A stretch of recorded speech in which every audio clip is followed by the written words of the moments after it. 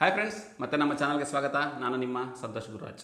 ಇವತ್ತಿನ ಈ ವಿಡಿಯೋದಲ್ಲಿ ನಾವು ಕೇಂದ್ರ ಸರ್ಕಾರ ಇವತ್ತು ತಾನೇ ಲಾಂಚ್ ಮಾಡಿರೋಂಥ e-RUPI ಅಂದರೆ ಏನು ಅನ್ನೋದ್ರ ಬಗ್ಗೆ ಮಾತಾಡ್ತಾ ಹೋಗೋಣ.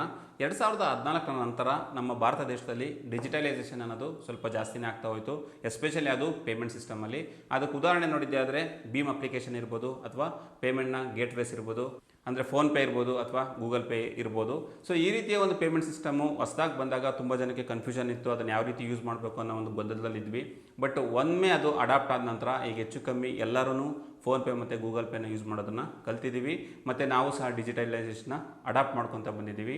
ಅದರ ಸಕ್ಸಸ್ ನಂತರ ಗೌರ್ಮೆಂಟ್ ಆಫ್ ಇಂಡಿಯಾ ಇವತ್ತು e-RUPI ಅನ್ನೋ ಒಂದು ಡಿಜಿಟಲ್ ವೋಚರ್ನ ಕಾನ್ಸೆಪ್ಟ್ನ ಇಂಡಿಯಾದಲ್ಲಿ ಲಾಂಚ್ ಮಾಡಿದ್ದಾರೆ. ಅದ್ರ ಬಗ್ಗೆ ಡೀಟೇಲಾಗಿ ನಾನು ಈ ವಿಡಿಯೋದಲ್ಲಿ ಮಾತಾಡ್ತಾ ಹೋಗ್ತೀನಿ.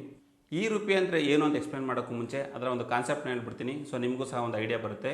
ಇದು ಪರ್ಸನ್ ಟು ಪರ್ಪಸ್ ಅನ್ನೋ ಒಂದು ಕಾನ್ಸೆಪ್ಟ್ ಮೇಲೆ ಲಾಂಚ್ ಮಾಡಿರೋಂಥ ಒಂದು ಹೊಸ ಡಿಜಿಟಲ್ ಪೇಮೆಂಟ್ ಸಿಸ್ಟಮ್ ಆಗಿರುತ್ತೆ. ಪರ್ಸನ್ ಟು ಪರ್ಪಸ್ ಅಂದರೆ ನಿಮ್ಗೆ ಆ ವರ್ಡಲ್ಲೇ ಅರ್ಥ ಆಗಿಬಿಟ್ಟಿರುತ್ತೆ. ಅಂದರೆ ಯಾವ ವ್ಯಕ್ತಿಗೆ ಯಾವ ಕಾರಣಕ್ಕೆ ಹಣ ಹೋಗಬೇಕು, ಆ ವ್ಯಕ್ತಿಗೆ ಅದೇ ಕಾರಣಕ್ಕೆ ಮಾತ್ರ ಹಣನ ಕಳ್ಸೋಕ್ಕಾಗುತ್ತೆ, ಪ್ಲಸ್ ಆ ಕಾರಣಕ್ಕೆ ಮಾತ್ರ ಅವ್ರು ಅದನ್ನು ಯೂಸ್ ಮಾಡ್ಕೊಳಕ್ಕಾಗುತ್ತೆ. ಬೇರೆ ಎಲ್ಲೂ ಅದು ಮಿಸ್ಯೂಸ್ ಆಗೋಂಥ ಚಾನ್ಸಸ್ ಇರಲ್ಲ. ಸೊ ಆ ಕಾರಣಕ್ಕೆ e-RUPI ಅನ್ನೋ ಒಂದು ಹೊಸ ಕಾನ್ಸೆಪ್ಟ್ನ ಇವರು ತೊಗೊಂಡು ಬಂದಿದ್ದಾರೆ. ಈಗ ನಾವು e-RUPI ಅಂದರೆ ಏನು ಅಂತ ಮಾತಾಡ್ತಾ ಹೋಗೋಣ. e-RUPI ಅಂದರೆ ಬೇಸಿಕಲಿ ಅದೊಂದು ವೋಚರ್ನ ಕಾನ್ಸೆಪ್ಟ್ ಆಗಿರುತ್ತೆ. ಈಗ ನಾವೆಲ್ಲರೂ ಅಮೆಝಾನ್ ಮತ್ತು ಫ್ಲಿಪ್ಕಾರ್ಟಲ್ಲಿ ಯಾರಿಗಾದ್ರೂ ನಾವು ಒಂದು ಗಿಫ್ಟ್ನ ಕೊಡಬೇಕಂದ್ರೆ ವೋಚರ್ನ ಪರ್ಚೇಸ್ ಮಾಡಿ ಅವ್ರಿಗೆ ಅದನ್ನು ಕೊಡ್ತಾ ಇರ್ತೀವಿ. ಅದೇ ರೀತಿಯೇ ಗೌರ್ಮೆಂಟ್ ಆಫ್ ಇಂಡಿಯಾ ಈ ಒಂದು ವೋಚರ್ನ ಕಾನ್ಸೆಪ್ಟ್ನ ತೊಗೊಂಬಂದಿದೆ. ಅಂದರೆ ಯಾವ ವ್ಯಕ್ತಿಗೆ ಯಾವ ಕಾರಣಕ್ಕೆ ಹಣ ತಲುಪಬೇಕು, ಅದೇ ವ್ಯಕ್ತಿಗೆ ಅದೇ ಕಾರಣಕ್ಕೆ ಮಾತ್ರ ಹಣ ತಲುಪುತ್ತೆ. ಸೊ ಇದೊಂದು ವಂಡರ್ಫುಲ್ ಕಾನ್ಸೆಪ್ಟ್ ಅಂತ ಹೇಳ್ಬೋದು. ಇದರಲ್ಲಿರೋಂಥ ಇನ್ನೊಂದು ಪ್ಲಸ್ ಪಾಯಿಂಟ್ ಏನಪ್ಪ ಅಂದರೆ, ಯಾರಿಗೆ ಇಂಟರ್ನೆಟ್ ಯೂಸ್ ಮಾಡೋಕ್ಕೆ ಬರಲ್ಲ, ಯಾರ ಹತ್ರ ಸ್ಮಾರ್ಟ್ ಮೊಬೈಲ್ ಇರಲ್ಲ ಅಂಥವ್ರು ಸಹ ಈ ಒಂದು ವೋಚರ್ನ ಬೆನಿಫಿಟ್ಸ್ನ ತೊಗೋಬೋದಾಗುತ್ತೆ. ಇದು ನಮ್ಮ ಒಂದು ಫೋನ್ಪೇ ಇರ್ಬೋದು, ಗೂಗಲ್ ಪೇ ಇರ್ಬೋದು, ಆ ರೀತಿ ಕೆಲಸ ಮಾಡಲ್ಲ. ಇದು ಆಲ್ರೆಡಿ ಪ್ರೀಪೇಯ್ಡ್ ವೋಚರ್ ಆಗಿರುತ್ತೆ. ಫಾರ್ ಎಕ್ಸಾಂಪಲ್, ಯಾವುದೋ ವ್ಯಕ್ತಿಗೆ ನಾನು 500 ರೂಪಾಯಿ ಕೊಡಬೇಕಂದ್ರೆ ಒಂದು ವೋಚರ್ನ ಜನರೇಟ್ ಮಾಡಿಬಿಟ್ಟು ಆ ವ್ಯಕ್ತಿಗೆ ಅದನ್ನು ಕಳಿಸ್ಬಿಟ್ರೆ ಅವ್ರು ಅಲ್ಲಿಂದ ರಿಡಮ್ಷನ್ ಅನ್ನೋದನ್ನು ಮಾಡ್ಕೊತಾರೆ. ಅದನ್ನು ನಾವು SMS ಮುಖಾಂತರ ಕಳಿಸ್ಬೋದಾಗುತ್ತೆ, ಅಥವಾ QR ಕೋಡ್ನ ಜನರೇಟ್ ಮಾಡೋದ್ರ ಮುಖಾಂತರ ಆ ವ್ಯಕ್ತಿಗೆ ಕಳಿಸ್ಬೋದು. ಅವರು ಅದನ್ನು ಆನಂತರ ರಿಡೀಮ್ ಮಾಡ್ಕೋಬೋದಾಗುತ್ತೆ. ಇದು ಆ್ಯಕ್ಚುಲಾಗಿ ಎಲ್ಲಿ ಹೆಲ್ಪ್ ಆಗುತ್ತಪ್ಪ ಅಂತ ನೀವು ಕೇಳಿದ್ದೆ ಆದರೆ, ಫಾರ್ ಎಕ್ಸಾಂಪಲ್ಲು ಈಗ ಒಂದು ಗೌರ್ಮೆಂಟ್ ಆಫ್ ಇಂಡಿಯಾ ಕಡೆಯಿಂದ ಒಂದು ಸ್ಕೂಲ್ ಮಕ್ಕಳಿಗೆ ಒಂದಷ್ಟು ಬುಕ್ಸ್ನ ಕೊಡಬೇಕು ಅಂತ ಡಿಸೈಡ್ ಮಾಡ್ತಾರೆ ಅಂತ ತಿಳ್ಕೊಳ್ಳಿ. ಅವರು ಎಷ್ಟು ಜನ ಸ್ಟೂಡೆಂಟ್ಸ್ ಇದ್ದಾರೆ ಅದರ ಮೇಲೆ ಅಷ್ಟು ವೋಚರ್ಸ್ನ ಜನರೇಟ್ ಮಾಡ್ತಾರೆ. ಅದು ಕೇವಲ ಬುಕ್ಸ್ ತೊಗೊಳಕ್ಕೆ ಮಾತ್ರನೇ ಹೆಲ್ಪ್ ಆಗುತ್ತೆ. ಅದು ಬಿಟ್ಟು ಅವರು ಯೂನಿಫಾರ್ಮ್ ತೊಗೊಳಕ್ಕಾಗಲ್ಲ ಅಥವಾ ಬೇರೆ ಇನ್ನೇನೋ ತೊಗೊಳಕ್ಕಾಗಲ್ಲ. ಆಗ ರಿಲೀಸ್ ಆಗೋಂಥ ಹಣ ಪರ್ಟಿಕ್ಯುಲರ್ ಆಗಿ ಆ ಸ್ಟೂಡೆಂಟ್ಗೆ ಅದು ಕೇವಲ ಬುಕ್ಸ್ಗೋಸ್ಕರನೇ ಸಿಗುತ್ತೆ, ಅದು ಬೇರೆ ಎಲ್ಲೂ ಮಿಡ್ಲಲ್ಲಿ ಡೈವರ್ಟ್ ಆಗಲ್ಲ.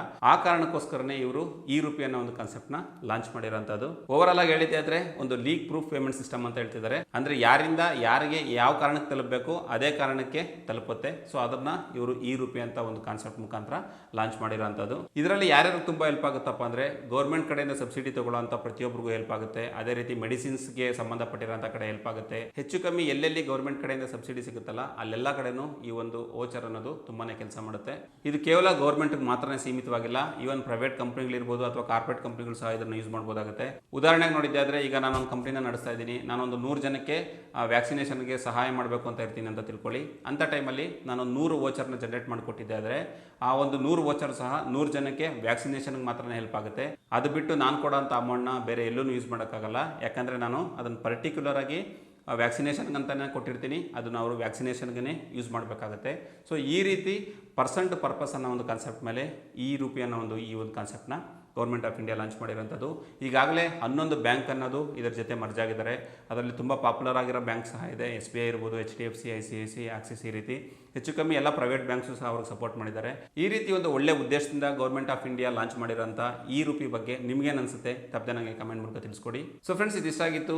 ಏನು e-RUPI ಅಂದರೆ ಇದು ಯಾವ ರೀತಿ ಕೆಲಸ ಮಾಡುತ್ತೆ ಮತ್ತು ಇದರ ಒಂದು ಪರ್ಪಸ್ ಏನಾಗಿತ್ತು ಅಂತ. ಈ ವಿಡಿಯೋ ನಿಮ್ಗೆ ಇಷ್ಟ ಆಗಿದೆ ಅಂತ ತಿಳ್ಕೊತೀನಿ. ಇಷ್ಟ ಆಗಿದೆ ಅಂದರೆ ಲೈಕ್ ಮಾಡೋದು ಮರಿಬೇಡಿ, ಗೊತ್ತಿರೋರ ಜೊತೆ ಶೇರ್ ಮಾಡಿ. ನಾನು ಅಪ್ಲೋಡ್ ಮಾಡೋಂಥ ಪ್ರತಿಯೊಂದು ವಿಡಿಯೋಗಳು ಸಿಗಬೇಕಂದ್ರೆ ಕೆಳಗಡೆ ಕಾಣ್ತಿರುತ್ತೆ ಸಬ್ಸ್ಕ್ರೈಬ್ ಬಟನ್ನ ಪ್ರೆಸ್ ಮಾಡಿ. ನಾನು ಅಪ್ಲೋಡ್ ಮಾಡೋಂಥ ಪ್ರತಿಯೊಂದು ವಿಡಿಯೋಗಳು ನಿಮಗೆ ಸಿಗ್ತಾ ಹೋಗುತ್ತೆ. Thank you for watching. Take care. Bye.